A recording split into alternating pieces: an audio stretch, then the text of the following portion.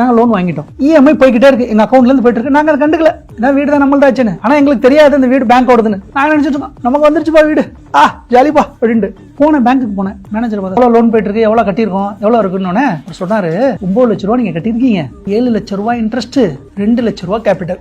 நானும் என் ஒய்ஃபும் ஒரு 30 செகண்ட் பேசல, ஒருத்தர் இப்படி பார்த்துட்டோம். திருப்பி இப்படி வந்து கேட்டேன், சார் 7 லட்ச ரூபாய் இன்ட்ரெஸ்ட் நான் அடைச்சிருக்கேன். ஆமா சார் 7 லட்ச ரூபாய் இன்ட்ரெஸ்ட் அப்படின்னு வெளில வந்தேன். என் ஒய்ஃப்ட்ட சொன்னேன், வி மஸ்ட் ஸ்டாப் திஸ். 7 லட்ச ரூபா நான் பே பண்ணியிருக்கேன். என்னாலே நம்ப முடியல. உடனே பேங்க் அக்கௌண்ட் ஓப்பன் பண்ணோம். லோன் அக்கௌண்ட், இன்னொன்று சேவிங்ஸ் அக்கௌண்ட். லோன் அக்கௌண்ட்ல 43 லட்ச ரூபா அடைக்கணும். அடுத்து ஈராக்குக்கு போனேன், மாதம் 5 லட்ச ரூபாய் அடைச்சேன். மாதம் 5 லட்ச ரூபாய் அடைச்சோன்னே கால் வருது பேங்க் மேனேஜர்ட்ட இருந்து, சார் என்ன சார் இவ்வளோ பெரிய அமௌண்ட்லாம் அனுப்பிட்டு இருக்கீங்க, என்ன சார் ஆச்சு அப்படின்னா. இல்லை சார் சீக்கிரம் க்ளோஸ் பண்ணிட்டு அடுத்து நம்ம ஈஸியரில் 1.5 crores இன்னொரு வீடு வாங்குறேன் சார் அப்படின்னு. அப்போ ஓகே சார் அடைச்சிருக்கு சார், இதை அடைச்சிட்டு நம்ம அடுத்து போகலாம் சார். க்ளோஸ் பண்ணி முடிச்சோடனே ரெஜிஸ்டர் ஆஃபீஸ்க்கு நான் போகிறேன். வராரு அவர் பேங்க் மேனேஜர், என்கிட்ட சொன்னார், சார் எத்தனை பேர் இப்படி க்ளோஸ் பண்ணுவாங்களான்னு தெரியல, ஆனால் நீங்கள் genius sir, 24 lakhs you saved சார்னு. எப்படி சார் 24 lakhs அப்படின்னு. சார் 20 வருஷம் கட்ட வேண்டியதை வெறும் 6 மாசத்துல முடிச்சிட்டீங்க. 2.5 வருஷத்துல என்னை வந்து மீட் பண்ணீங்க, நான் 7 லட்ச ரூபா கட்டினேன்னு சொன்ன அந்த ஒரு வார்த்தைக்காக முடிச்சிட்டீங்க சார் அப்படின்னாரு.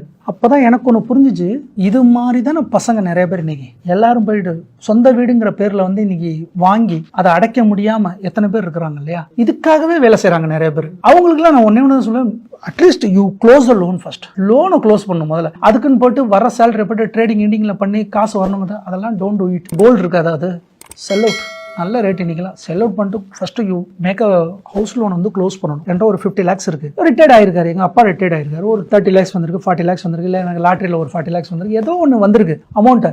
நான் ப்ராப்பர் ஃபினான்ஷியல் அட்வைசர் இல்லாமல் நான் டைரக்டாக வேறு இதில் போட்டேன்னா கண்டிப்பாக அடுத்த 6ஆம் மாதம் நானே சொல்லுவேன், தெரியாமல் தப்பு பண்ணிட்டேன். அந்த தெரியாமல் தப்பு பண்ணிட்டேன்னு சொல்றதுக்கு பதிலாக அதை பிரித்து கரெக்டாக போடணும். கார்பரேட் பாண்ட்ல 10% ஆல்ரெடி நீங்க சொன்ன மாதிரி, ஆமா அதே மாதிரி ஒய்ஃப்ட்ட ஒரு 20% கொடுத்து monthly scheme, gold go for monthly scheme போட சொல்றது. போஸ்ட் ஆஃபீஸ்ல போயிட்டு சீனியர் சிட்டிசனோ அல்லது SSYO ஏதோ ஒன்று கிரியேட் பண்றது, ஸ்டார்ட் பண்றது. மியூச்சுவல் ஃபண்டு அதுல போயிட்டு ஒரு பல்க், அதுல அகைன் 30%, மியூச்சுவல் ஃபண்ட்ல 30%, இன்னொன்று கார்பரேட் பாண்ட்ல ஒரு 40%. கார்பரேட் பாண்ட்ல நீங்க 40% பல்க நீங்க பண்ண உடனே 40% பண்ண உடனே it's going to start income the next month onwards. திரும்பி அந்த இன்கம் எகைன் போட்டு சிப், அந்த இன்கம் சிப்பா மாத்துங்க. நான் வந்து ஒரே இடத்துல தப்பு பண்ணிட்டேன், ஒரே இடத்துல தெரியாம போட்டுட்டேன்னு சொல்றதுக்கு பதிலா கொஞ்சம் புத்திசாலித்தனமா என்ன பண்ணலாம்னா டைவர்சிபிகேஷன், நல்ல டைவர்சிபிகேஷன். அதான் சொல்லுவாங்க, எல்லாரும் சொல்லுவாங்க don't put in all eggs in one பேஸ்கெட்னு சொல்லுவாங்க. அது ஜென்ரலா சொல்றது. ஆனா உண்மையில சொன்ன ஒரு மதர்கிட்ட கொடுத்தோம்னா கரெக்டா அவங்க ஒரு மதர் எப்படி பண்ணுவாங்களோ அது மாதிரி தான் நம்ம இப்ப திங்க் பண்ணணும். கரெக்டா போறேன், நான் கார்பரேட் பாண்ட்ல 20% பார்க் பண்றேன், மியூச்சுவல் ஃபண்ட்ல 20% பார்க் பண்றேன்,